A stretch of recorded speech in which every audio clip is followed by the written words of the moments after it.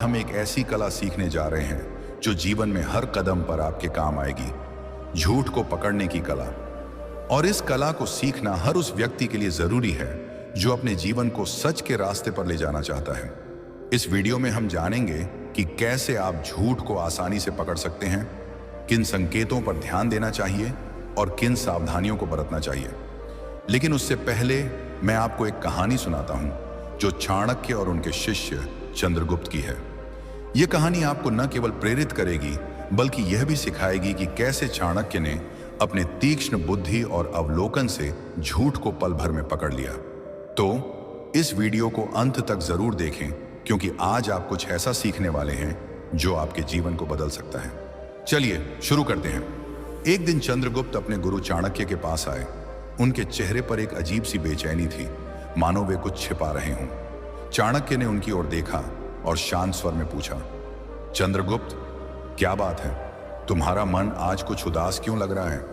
चंद्रगुप्त ने हंसते हुए जवाब दिया, गुरुदेव, कुछ नहीं, बस युद्ध की तैयारियों में व्यस्त था। सब ठीक है। लेकिन उनकी आंखें कुछ और कह रही थीं। चाणक्य ने गौर किया कि चंद्रगुप्त की मुस्कान बनावटी थी और उनकी आवाज में एक हल्का सा कंपन था। चाणक्य ने मुस्कुराते हुए कहा, चंद्रगुप्त, तुम मेरे शिष्य हो, तुम्हें मुझसे कुछ छिपाने की आवश्यकता नहीं। बोलो, क्या बात है? चंद्रगुप्त ने फिर हंसकर टालने की कोशिश की। गुरुदेव, आप भी ना हर बार मेरे मन की बात पढ़ लेते हैं। सच में कुछ नहीं हुआ। लेकिन चाणक्य को समझने में देर नहीं लगी। उन्होंने 2 मिनट के भीतर चंद्रगुप्त का झूठ पकड़ लिया। चाणक्य ने शांत लेकिन दृढ़ स्वर में कहा, चंद्रगुप्त, तुमने जो कहा वह सच नहीं है। तुमने कल रात एक गुप्त बैठक की थी जिसमें तुमने कुछ सैनिकों के साथ मिलकर एक योजना बनाई और वह योजना तुम मुझसे छिपा रहे हो। क्या मैं सही हूं? चंद्रगुप्त स्तब्ध रह गए। उनकी आंखें आश्चर्य से फैल गईं। उन्होंने हिम्मत जुटाकर कहा, गुरुदेव, मैंने तो बड़े आत्मविश्वास के साथ झूठ बोला था। आपने इतनी आसानी से कैसे पकड़ लिया? कृपया मुझे यह कला सिखाइए। चाणक्य ने हंसते हुए कहा, मेरे शिष्य, झूठ पकड़ना कोई जादू नहीं बल्कि एक कला है जो अवलोकन, धैर्य और बुद्धि से आती है। आज मैं तुम्हें यह सिखाऊंगा कि कैसे तुम झूठ को पकड़ सकते हो और हकीकत को जान सकते हो। लेकिन पहले मैं तुम्हें एक और कहानी सुनाता हूं जो तुम्हें इस कला का महत्व समझाएगी। एक छोटा सा गांव था, हरा भरा, शांत और ईमानदार लोगों से भरा हुआ। उसी गांव में एक व्यापारी रहता था। उसका नाम था धर्मदत्त। धर्मदत्त की घी की दुकान पूरे गांव में प्रसिद्ध थी। लोग कहते थे कि उसके यहाँ का घी सबसे शुद्ध होता है, गाय के ताजे दूध से बना, सुगंधित और स्वादिष्ट। धर्मदत्त की दुकान पर हमेशा भीड़ लगी रहती थी। दूर दूर से लोग उसके यहाँ घी खरीदने आते थे। उसका कारोबार खूब फल फूल रहा था। उसके पास धन, नाम और मान सम्मान सब कुछ था। लेकिन मनुष्य का मन बड़ा चंचल होता है। धन मिलने के बाद भी लोभ का नशा उतरा नहीं। समय बीतता गया। धीरे धीरे धर्मदत्त के मन में लोभ जाग उठा। उसे लगने लगा कि यदि वह घी में थोड़ा सस्ता तेल मिलाए तो उसे अधिक मुनाफा होगा। उसकी दुकान तो वैसे भी प्रसिद्ध थी, कोई शक नहीं करेगा। पहली बार उसने बहुत डरते डरते यह काम किया। उसे उम्मीद नहीं थी कि लोग इस बात को समझ पाएंगे। लेकिन आश्चर्य, उस दिन भी उसकी सारी घी बिक गई। न किसी ने घी की गंध पर शक किया, न रंग पर। यह देखकर उसका विश्वास बढ़ गया। अब वह हर रोज घी में तेल मिलाने लगा। लागत घटी, मुनाफा बढ़ा। उसका बही खाता सोने जैसा चमक उठा। उसने नया मकान बनवाया, दुकान और भी बड़ी कर ली, गांव के मंदिर में दान देना शुरू कर दिया ताकि लोग उसे धर्मात्मा समझें। लेकिन एक बात उसने नहीं समझी, सच्चाई कितनी भी छुपाई जाए एक दिन सामने आ ही जाती है। गांव के कुछ बुजुर्गों ने धीरे धीरे घी की गंध और स्वाद में फर्क महसूस किया। बच्चों को घी खाने के बाद पेट दर्द होने लगा। कुछ गृहिणियां बोली, पहले जैसा स्वाद नहीं रहा। लेकिन कोई साहस कर उसकी शिकायत करने न गया क्योंकि धर्मदत्त अब बड़ा आदमी बन गया था। पर गांव में एक साधु आया। वह दूर दूर से यात्राएं करता था। जहां भी जाता वहां के मंदिर में रुकता और लोगों के मन की बातें सुनता। जब वह इस गांव पहुंचा तो उसने भी धर्मदत्त की दुकान से घी खरीदा। घी सूंघा, उंगलियों पर घिसा और एक हल्की मुस्कान उसके चेहरे पर आई। साधु ने गांव के लोगों को बुलाया और पूछा, क्यों भाई, क्या तुम्हें नहीं लगता कि इस घी में कुछ गड़बड़ है? लोग चुप रहे, डर के मारे कुछ कह न सके। साधु मुस्कुराया और बोला, ठीक है, कल सुबह गांव के मंदिर में सब इकट्ठे हो जाना, वहां इसका सच सामने लाऊंगा। अगले दिन सुबह पूरा गांव मंदिर में इकट्ठा हुआ। साधु ने धर्मदत्त को भी बुलाया। सबकी आंखें उस पर टिकी थीं। साधु ने एक कटोरी में घी लिया, उसमें थोड़ी रुई डाली और दीपक बनाया।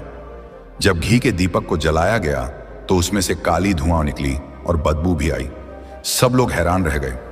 देखो, साधु बोला, शुद्ध घी कभी इस तरह नहीं जलता, इसमें जरूर मिलावट है।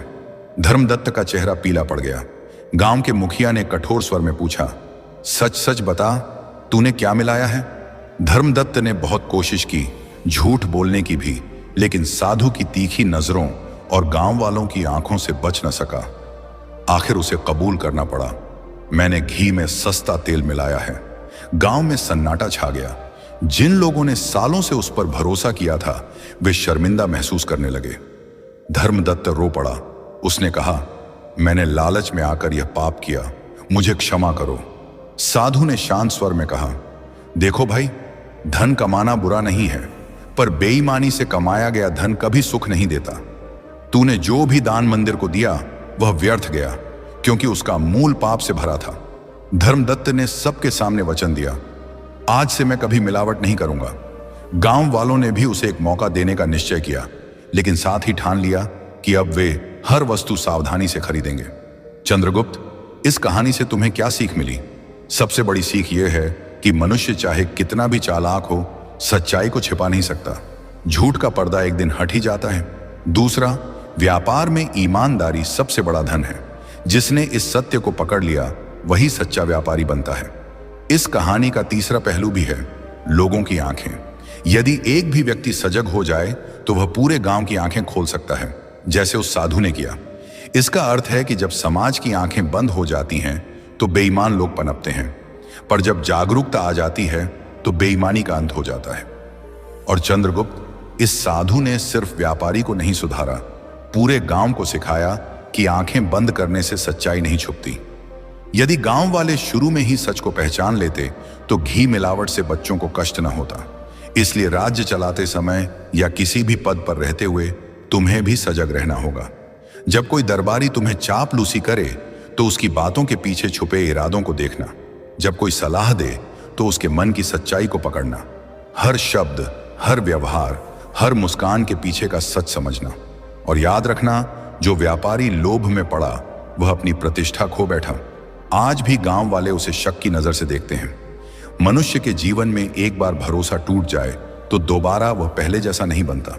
चंद्रगुप्त ने सिर झुकाकर कहा, आचार्य, मैं समझ गया।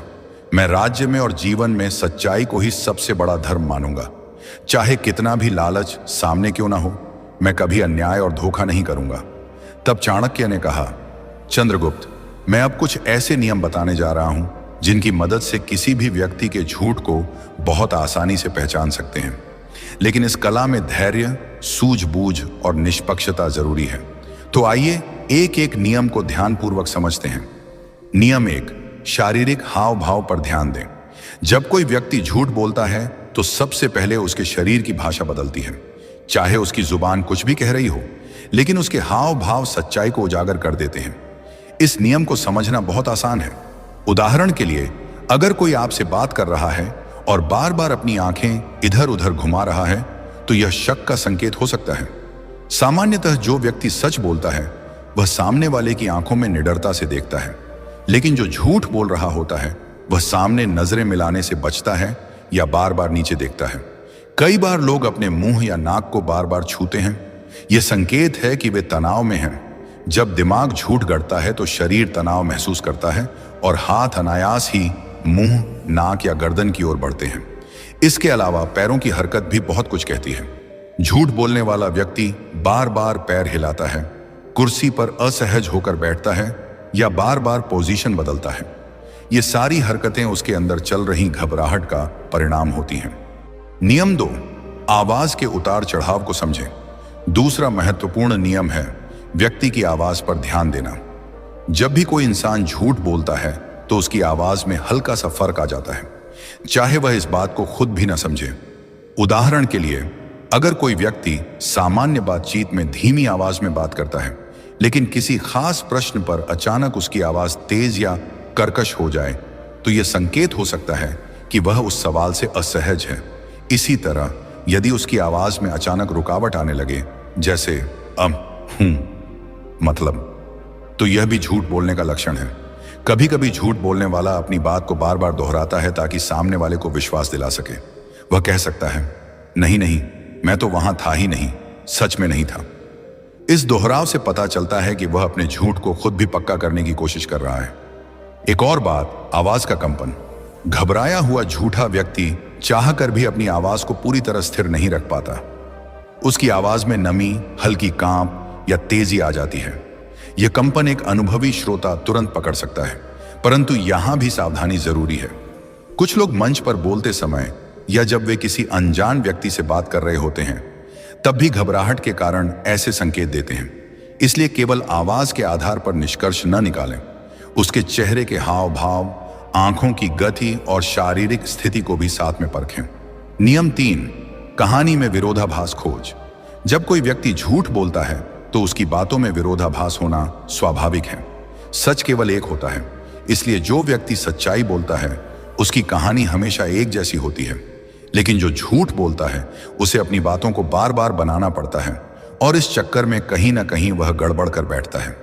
उदाहरण के लिए मान लीजिए कोई कहता है कि मैं कल पूरे दिन घर पर था, लेकिन थोड़ी देर बाद कहता है कि मैं दोस्त से मिलने बाजार गया था।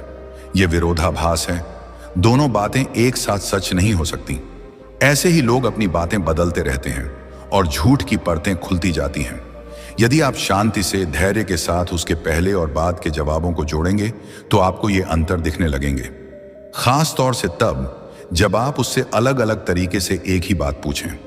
कई बार वही सवाल दोबारा पूछने पर उसका जवाब बदल जाता है। यह भी झूठ का संकेत है। सावधानी रखें, कभी कभी इंसान सच में भी भूल सकता है, इसलिए इस नियम के साथ साथ दूसरे नियमों का भी ध्यान रखें। नियम 4, भावनाओं की गहराई को परखें। जो व्यक्ति झूठ बोलता है उसकी भावनाएं भी अक्सर बनावटी होती हैं। उदाहरण के लिए, अगर कोई बहुत ज्यादा जोर जोर से दुख या खुशी जताने लगे लेकिन उसकी आंखों में आंसू न हो या चेहरे पर सच्चा भाव न दिखे तो यह शक का विषय हो सकता है। सच्ची भावनाएं भीतर से आती हैं, उनके लिए ज्यादा कोशिश करने की जरूरत नहीं होती, लेकिन झूठ बोलते समय व्यक्ति सोचकर भाव बनाता है, इसीलिए उसकी आवाज, चेहरे के हाव भाव और आंखों की चमक में फर्क नजर आता है। उदाहरण के तौर पर, अगर कोई दोस्त कहे कि वह आपकी मदद से बहुत खुश है लेकिन उसके चेहरे पर खुशी नहीं दिखती या वह बार बार मुस्कुराने की कोशिश कर रहा है तो समझिए कुछ गड़बड़ है। इसी तरह झूठा दुख दिखाने वाला व्यक्ति बार बार चेहरे को छू सकता है, नीचे देख सकता है या मुंह फेर सकता है। पर ध्यान रखें, हर बार ज्यादा भाव दिखाना झूठ का संकेत नहीं होता। कुछ लोग स्वभाव से भी नाटकीय होते हैं, इसलिए बातों, हाव भाव, आवाज सब कुछ मिलाकर सोचें। नियम 5, समय का दबाव बनाएं। झूठ बोलने वाला व्यक्ति अपने झूठ को तैयार करने के लिए समय चाहता है। अगर आप उस पर अचानक सवालों की बौछार कर दें या त्वरित उत्तर मांगें तो वह घबरा सकता है या रुक रुक कर जवाब देगा।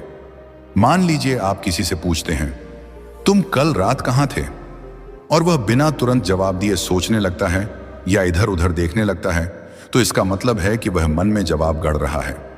जबकि जो सच बोलता है वह बिना रुके साफ जवाब देता है। इसलिए जब भी आपको किसी पर शक हो, अचानक सवाल करें और तुरंत जवाब मांगें। इससे झूठ बोलने वाले के मन में घबराहट बढ़ेगी और उसके चेहरे व शरीर के हाव भाव बदल जाएंगे। पर सावधानी रखें, कभी कभी इंसान सच बोलते हुए भी सोचने में समय लेता है, जैसे कि अगर सवाल पुराना हो या व्यक्ति थका हुआ हो। इसलिए केवल इस आधार पर निष्कर्ष न निकालें, बाकी नियमों को भी साथ में देखें। नियम, अतिरिक्त जानकारी पर गौर करें। झूठ बोलने वाला व्यक्ति अपनी बात को विश्वास दिलाने के लिए बहुत सारी अनावश्यक जानकारी भी देता है। वह छोटी छोटी बातें बताने लगता है जो असल सवाल से जुड़ी नहीं होती। उदाहरण के लिए, अगर आप किसी से पूछें, तुम कल कहां थे, और वह बोले, मैं मार्केट गया था, वहां एक लाल गाड़ी दिखी, फिर अचानक बारिश भी आ गई, तभी मुझे दोस्त मिला, तो यह जरूरत से ज्यादा विस्तार है। सच बोलने वाला सीधा जवाब देगा, मार्केट गया था, बस। ये झूठा व्यक्ति अपनी बात में इतना लच्छेदार मसाला भर देता है कि सुनने वाला उलझ जाए और असली सवाल भूल जाए। यह भी झूठ का संकेत हो सकता है, लेकिन सावधानी यहां भी जरूरी है। कुछ लोग स्वभाव से विस्तार में बात करते हैं, इसलिए इस आदत को पहले समझें। जब किसी विशेष विषय पर उसकी बात असामान्य लंबी हो जाए, तब सतर्क हो जाएं। नियम 7, अपनी प्रवृत्ति पर भरोसा करें। हम सबके अंदर एक स्वाभाविक अनुभूति होती है जिसे अंतर्मन या गट फीलिंग कहते हैं। जब भी कोई झूठ बोलता है तो मन के अंदर से हल्की सी आवाज आती है कि यह बात कुछ ठीक नहीं लगती। इस प्रवृत्ति को नजरअंदाज न करें। अगर कोई आपकी आंखों में देखकर भी बोले और कहे कि मैं सच बोल रहा हूं, लेकिन आपके मन में संदेह उठे, तो इस भावना पर ध्यान दें। आपका अवचेतन मन व्यक्ति के चेहरे, हाव भाव, शब्दों और परिस्थिति से मिले सभी संकेतों को एक साथ जोड़कर यह इशारा देता है। अगर आप इन 7 नियमों को लगातार अपने जीवन में आजमाते रहेंगे तो कुछ ही समय में आप भी असली और नकली बातों में फर्क पहचानना सीख जाएंगे।